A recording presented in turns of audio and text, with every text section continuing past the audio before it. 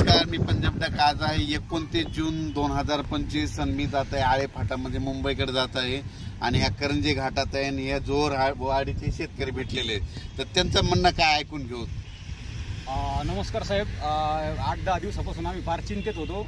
आमच्या काही पेरण्या सुद्धा रखडल्यात आणि जे पेरलंय त्याला सुद्धा आता पाण्याची गरज आहे, तर आम्हाला थोडासा अंदाज दिला तर बरं होईल. आज हे आहेत नगर जिल्ह्यातले शेतकरी, हे करंजी घाटाचे इथं बाजूला यांचं जोरवाडी गाव आहे आणि या ठिकाणून महाराष्ट्रातल्या शेतकऱ्याला अंदाज देणार आहे.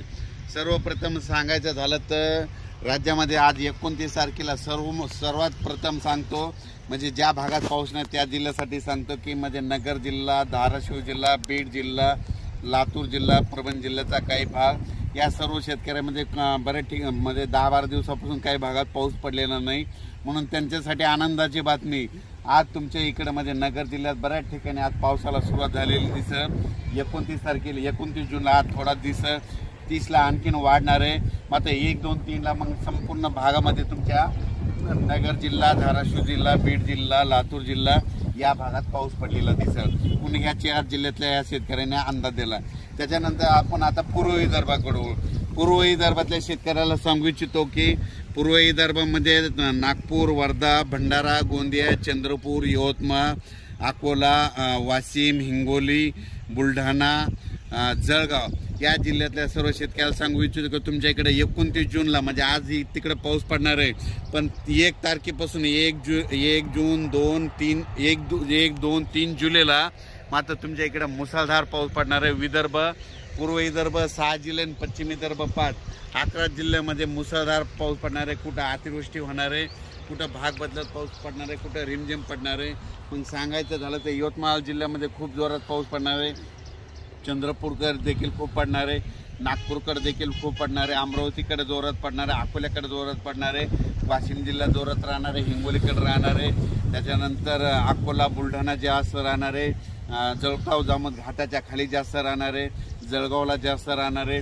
तिकडे पाऊस पडत असल्यामुळे त्याच्यामुळे जालन्याला देखील पाऊस पडणार आहे, संभाजीनगरला देखील पडणार आहे. म्हणजे सांगायचं झालं तर पूर्व आणि पश्चिम विदर्भ 11 जिल्ह्यामध्ये चांगला पाऊस पडणार आहे. म्हणून हे विदर्भ पश्चिम विदर्भातल्या शेतकऱ्यांनी हा अंदाज लक्षात घ्या.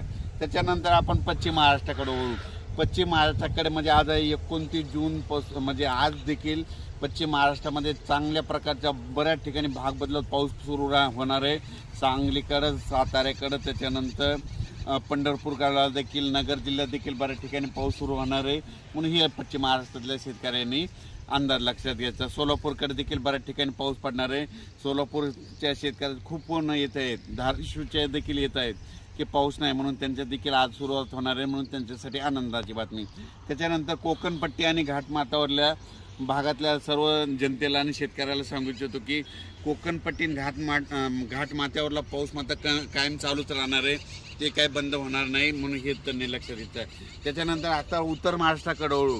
उत्तर महाराष्ट्राकडे सांगायचं झालं तर नाशिक जिल्ह्याकडे जोरदार पाऊस सुरू राहणार आहे, त्यांचा पाऊस काही बंद होणार नाही, म्हणून हा अंदाज त्यांनी लक्षात घेतला. धुळे, नंदुरबार, जळगाव या चाळीसगाव, पारोळा या ठिकाणी देखील ह्यामध्ये 29 आजपासून 29 जूनपासून तर 3 जुलैपर्यंत जोराचा पाऊस राहणार आहे, म्हणून हे अंदाज लक्षात घेतला.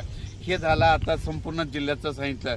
त्याच्यानंतर आपल्या बाजूला मध्य प्रदेश आहे, त्याच्यानंतर गुजरात आणि राजस्थान आहे. म्हणजे यामध्ये 29 पासून तर 3 जुलैपर्यंत गुजरात, मध्य प्रदेश आणि राजस्थानकडे पाऊस पडत असल्यामुळं त्याचा असर आपल्या महाराष्ट्रावर उभी होणार आहे, म्हणून हे त्यांनी लक्षात घेतलं.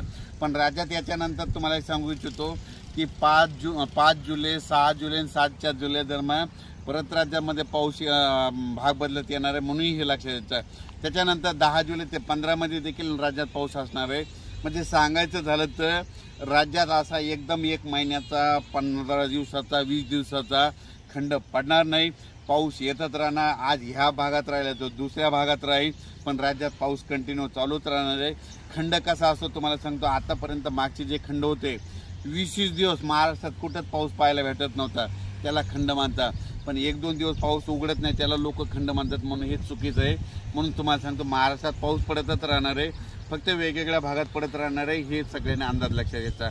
आणि हे जे अंदाज दिला आहे गेल्या वर्षी देखील या करंजी घाटामधूनच अंदाज दिला आणि त्यावेळेस देखील असाच पाऊस नव्हता, म्हणून योगायोगानं म्हणलं या ठिकाणी जात असतोय. बीडहून बघितल्याच्या नंतर म्हणलो की आता बीडवाल्याला आनंदाची बातमी, नगरवाल्याला आनंदाची बातमी, धाराशिवला आनंदाची बातमी, लातूर जिल्ह्याला आनंदाची बातमी, म्हणून या ठिकाणी अंदाज दिलेला आहे.